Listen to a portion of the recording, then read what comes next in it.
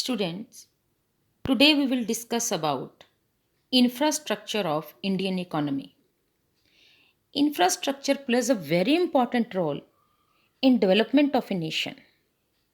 We have observed that some states like Punjab, Haryana, Himachal Pradesh prosper in agriculture and horticulture. Maharashtra and Gujarat are industrially more advanced than others. Kerala has excelled in literacy, health, sanitation, and tourism. All the above examples refer to excellent infrastructure. Infrastructural development is very important for economic and social growth of a country. So, in this chapter, we will learn about infrastructure, its types, problems, challenges, measures to meet this crisis. First of all, we will discuss about the meaning of infrastructure. Infrastructure, it means all the support structure, that is services and facilities which facilitate development of a country constitute its infrastructure. So, infrastructure provides supporting services in the main areas of industrial and agricultural production, domestic and foreign trade, and commerce.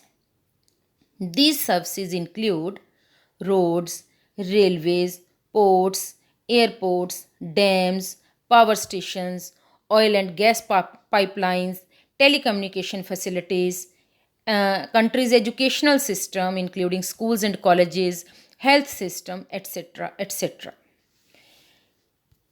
Thus, infrastructure refers to those basic elements of economic and social aspects which provide support to the production activity in the economy. These services are very important for economic and social growth of the nation. In other words, we can say infrastructure is defined as the physical framework of those facilities and services through which goods and services are produced for the consumers. Now we will discuss about the types of infrastructure. Infrastructure can be categorized into two types, that is economic infrastructure and social infrastructure. Economic infrastructure like energy, transport, communication. Social infrastructure like education, health, housing. Now, what is economic infrastructure? Economic infrastructure includes those basic aspects of economic system which provide support to the process of economic development. As I have given the example like energy, transport, communication. Economic infrastructure supports the economic system directly. It enhances the quality of economic resources and increases efficiency of physical capital. In other words, we can say that it improves the physical capital stock and promotes economic development. Now, what is social infrastructure? Social infrastructure includes those basic aspects of economic system which provide support to the process of social development like education, health, housing. Such type of infrastructure supports the economic system indirectly. It enhances the quality of human resources and increases efficiency of human capital. In other words, we can say that it improves the human capital stock and promotes social development. Now, here I have taken the difference between economic and social infrastructure. Economic infrastructure includes those aspects of economic system which provide a support to the process of economic development, for example, energy, transport, and communication. Social infrastructure includes those aspects of economic system which provide a support to the process of social development like education, health, and housing. Economic infrastructure supports the economic system directly, but social infrastructure supports the economic system indirectly. Economic infrastructure enhances the quality of economic resources and increases efficiency of physical capital. But social infrastructure enhances the quality of human resources and increases the efficiency of human capital. Economic infrastructure improves the physical capital stock, but social infrastructure improves the human capital stock. Economic infrastructure promotes economic development and social infrastructure promotes social development. So, this is the basic difference between economic infrastructure and social infrastructure. Both of these infrastructures are very, very important for the economic development and social development of an economy. Now we will discuss about the importance of infrastructure. First thing is that infrastructure promotes development. There is a direct relationship between development of infrastructure and development of the economy. Infrastructure contributes to economic development of a country both by increasing the productivity of the factors of production and improving the quality of life of its people. All important components of economic development like agriculture, industry, irrigation, transport, health, etc., depend on infrastructural facilities for their development. So, in this way, infrastructure promotes development of a country. Second, infrastructure develops agriculture. Modern agriculture largely depends on infrastructural growth for speedy and large scale transport of agricultural inputs like seeds, pesticides, fertilizers, machinery, etc. It uses facilities of modern roadways, railways, and shipping facilities for marketing its products. As agriculture is modernizing and expanding, it also depends on insurance and banking facilities provided by strong infrastructure. So, in this way, infrastructure develops agriculture. Without the development of infrastructure, agriculture sector cannot improve. Third point, infrastructure facilitates smooth functioning of the economy. Infrastructure is the support system on which the efficient working of a modern economy depends. It enhances productivity in primary sector, secondary sector as well as tertiary sector. It enhances the productivity of primary sector by providing services of irrigation, finance, transport, electricity to all its villages. Productivity in industrial sector increases because of strong support of energy sources such as coal, electricity, petroleum, wind energy, solar energy, etc. So, in this way, infrastructure promotes the productivity, improves the productivity of secondary sector. Productivity in the services sector also depends on infrastructural development. Modern upgraded means of transport and communication, banking, insurance, etc. facilitates developing the service sector fast by enhancing its productivity. So, in this way, we can say that infrastructure, by improving the development of primary, secondary, tertiary sector, it also facilitates smooth functioning of the economy. Fourth point of importance of infrastructure is infrastructure enhances quality of life. Infrastructure contribute towards improving the quality of life of citizens of the country. Inadequate infrastructure can have multiple adverse effects on health. Improvement in water supply, sanitation have a large impact by reducing morbidity from major waterborne diseases and reducing the severity of diseases when it occurs. The quality of transport and communication infrastructure can facilitate access to health care. So, we can say that infrastructure enhances quality of life by controlling the diseases. Next is infrastructure expands market size. Infrastructure creates new markets and expand the existing ones. It is very important to expand the market size for increasing production.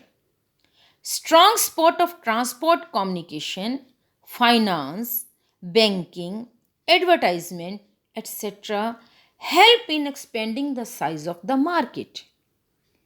It facilitates enhancing the large scale production to meet the growing needs of the higher market size or bigger market size. Next point of importance of infrastructure is that it promotes capital formation and investment. Strong support system like education, energy, transport, communication, all this help in raising productivity and raising production. As the output increases, generation of income also increases. It would cause more savings and more capital formation, implying more investment. Increase in domestic investment would promote large scale production and wider markets, which may attract foreign investors also to invest in the country. With the introduction of new economic reforms since 1991, infrastructural base in India has been enlarged and developed, due to which foreign direct investment is emerging in our country. Next, infrastructure facilitates outsourcing. India is emerging as a global destination for call centers, study centers, etc. And it has developed social infrastructure, especially IT sector. This encourages economic growth by promoting modernization, globalization, and changed outlook towards new areas of development. Next point is promotes interdependence and linkages in production. Economic infrastructure like energy, transport, communication, etc., and social infrastructure like education, health, housing, etc., work in coordination. These together promote the benefits of being interdependent and cause linkages in producing goods and services. Development in one sector automatically brings growth in the other sector. Growth becomes dynamic and continuous, resulting in overall development of the economy. So, this is all about the importance of infrastructure of our economy. Now, we will discuss about the health infrastructure of India. First of all, it is very important to know about the definition of health. Health means a state of complete physical, mental, and social soundness. Health is not only absence of disease but also the ability to realize one's potential. So it means that health is the holistic process related to the overall growth and development of the nation. Health of people is assessed by taking into account certain indicators like infant mortality rate, life expectancy, nutritional level, etc. The government of India has evolved a national health policy which takes into account the preventive, promotive, and rehabilitative aspects of health. Human capital formation is very important for economic development of the nation, and health is an essential aspect to make human capital more efficient, competent, and effective. India's health infrastructure is made up of three-tier system, namely primary healthcare, secondary healthcare, and tertiary healthcare. Now, primary healthcare includes identification, prevention, and control of prevailing health problems. It also includes supply of water, essential drugs, promotion of immunization against infectious diseases. To achieve the above, primary healthcare centers and hospitals have been set up in villages and towns. Secondary healthcare. It includes hospitals with better facilities to provide healthcare, for example, x rays, surgeries, ECGs, advanced medical tests, etc. Secondary healthcare are mostly set up in big cities, towns, and district headquarters. Tertiary healthcare. These include hospitals which are equipped with advanced machines and techniques to handle emergencies and complicated diseases. These are mostly opened in big cities and towns. These include premier institutes which impart quality medical education and conduct research and also provide specialized health care. Some of them are PGI at Chandigarh, AIMS at New Delhi, etc. Next is status of health after independence. Here we will discuss about certain indicators of health status. The health status of a country can be assessed through the following indicators. First one is fall in death rate. There is a remarkable decline in death rate from 27.4 persons per thousand in 1950-51 to 7.55 persons per thousand in 2005-6.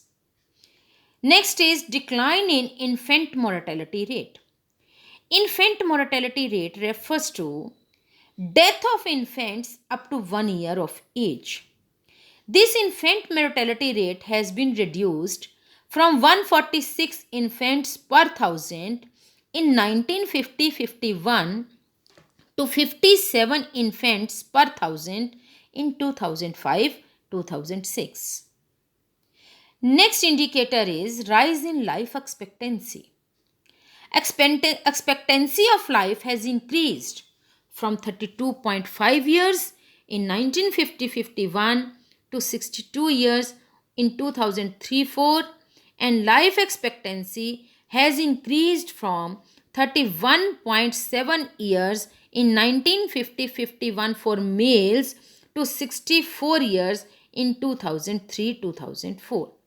For males, it has been increased from 32.5 years to 62 years, and for females, it has been increased from 31.7 years in 1950-51 to 64 years in 2003-2004. Next is control of communicable diseases. India has given high priority to control the communicable diseases like smallpox, malaria, leprosy, tuberculosis, AIDS, etc. The country got rid of smallpox in 1977. Measures have been taken to control malaria since independence. Leprosy, it is a major health problem. By 1999, nearly 780 leprosy control units and about 900 urban leprosy control units had been set up. Under the National TB Control Program, 39 TB clinics have been functioning. About 1.6 lakh TB cases are treated every year. efforts are being made to educate the people on AIDS. Under the National AIDS Program, 29 zonal blood testing centers have been set up by 1992. Measures have also been undertaken to control diseases like cholera, liver infection, polio, rabies, whooping cough, etc. Establishment of healthcare institutions. Under the Minimum Needs Program and the revised 20-point program, efforts have been made to have adequate healthcare institutions. By 1999,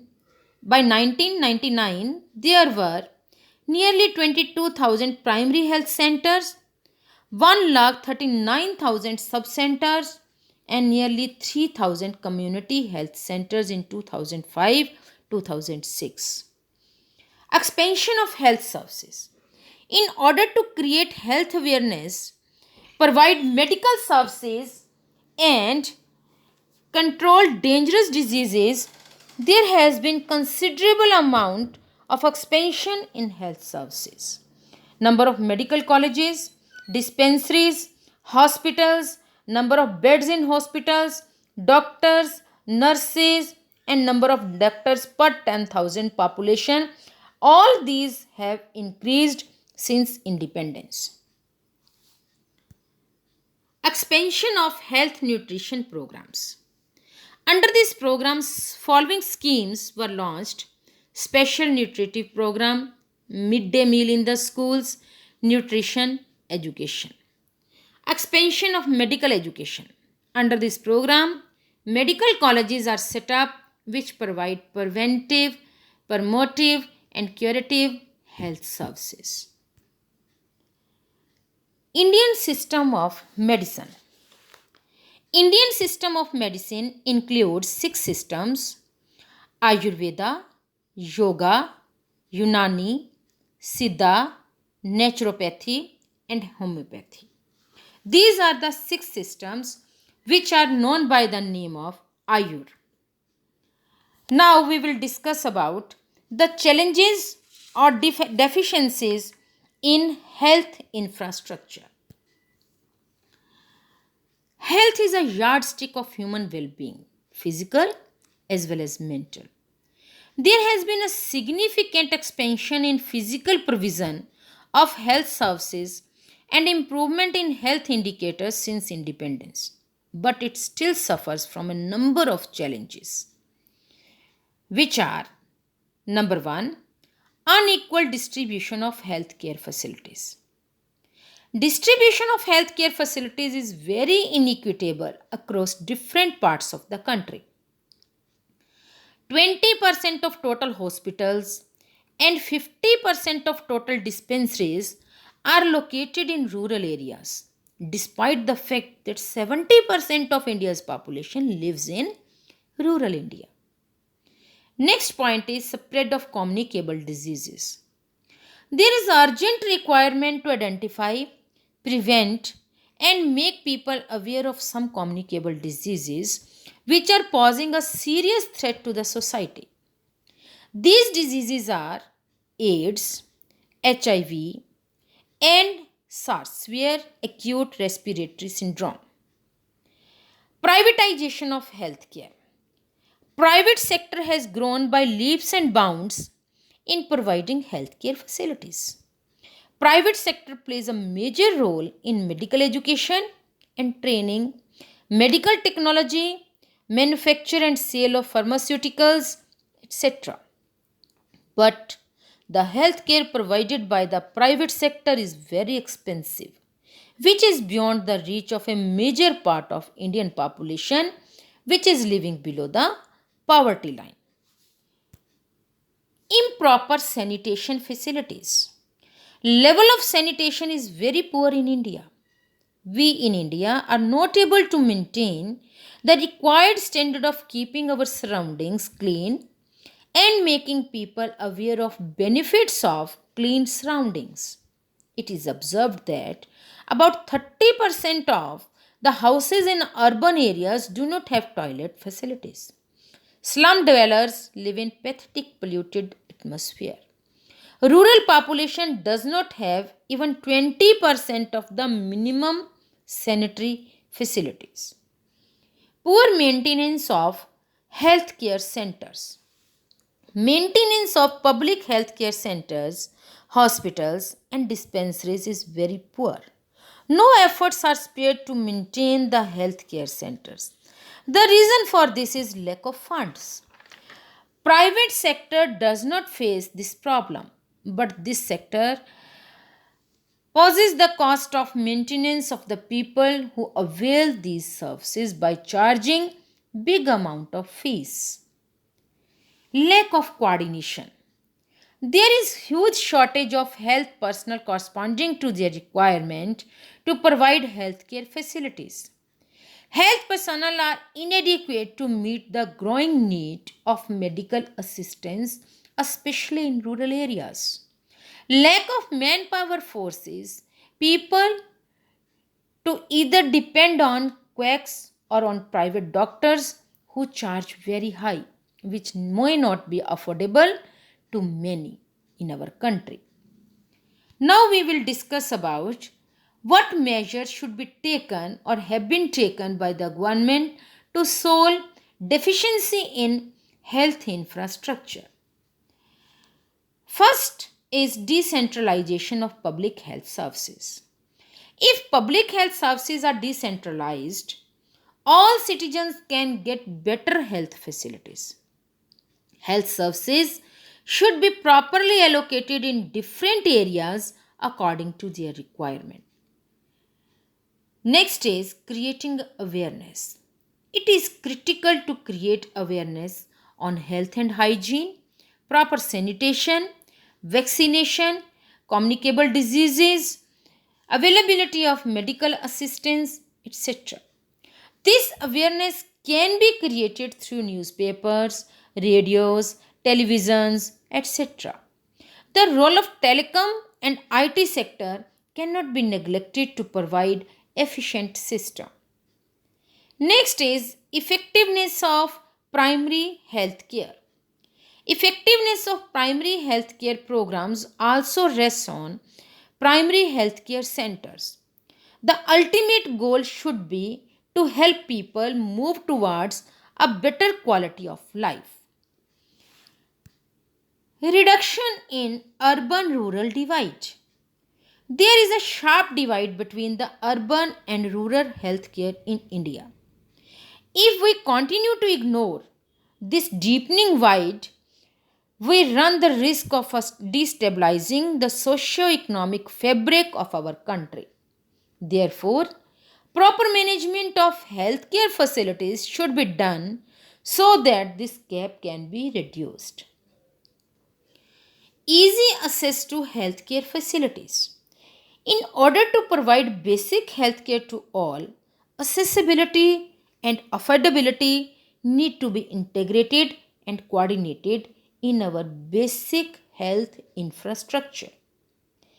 Increase in investment. There is lack of investment, especially in public health. Therefore, investment should be increased so that more healthcare institutions can be opened. New innovations and research can be carried on to develop treatment to some dangerous diseases. Private sector and foreign sector can also be given more concessions and incentives so that investments can increase at all levels. Thank you.